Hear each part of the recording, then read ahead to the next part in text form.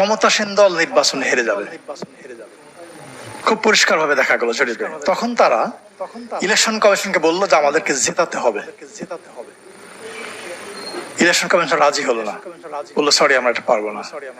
তখন সরকার ইলেকশন কমিশনের যে ফান্ডিং অর্থাৎ টাকা পয়সা বেতন ভাতা নির্বাচনের খরচ সব বন্ধ করে দিল। ইলেকশন কমিশন কোথায় যাবে? অর্থাৎ এই যে ইঞ্জিনিয়ারিং কথাটা আসছে, এটা মূলত কারা করে? দলগুলো করে, সরকার করে, ক্ষমতাসীন দল করে। এটা তাদেরই টার্গেট, ক্ষমতায় থাকার টার্গেট। এবং আর যারা করে তারা, যারা ক্ষমতার বাইরে আসে তারা ক্ষমতায় আসার জন্য করে। এবং এইটা দুই রকম হয়, একটাকে আমি বলবো স্মার্ট ইঞ্জিনিয়ারিং, আর একটা আনস্মার্ট, যেটা সবাই বুঝে ফেলে। স্মার্টটা বোঝা যায় না, সহজ না, খুব কঠিন কাজ।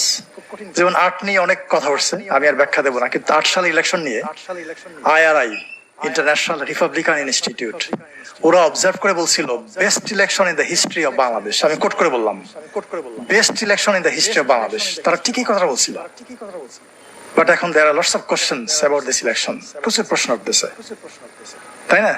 এই যে 14 সালের নির্বাচন, আমরা সবাই কি বলি, মানে যারা আওয়ামী লীগের পক্ষে যারা সাফাই গায়, লজিক দেখায়, তারা কি বলে, বিএনপি ইলেকশন আসে না, আমরা কি করবো, আমাদের কিছু করার ছিল না।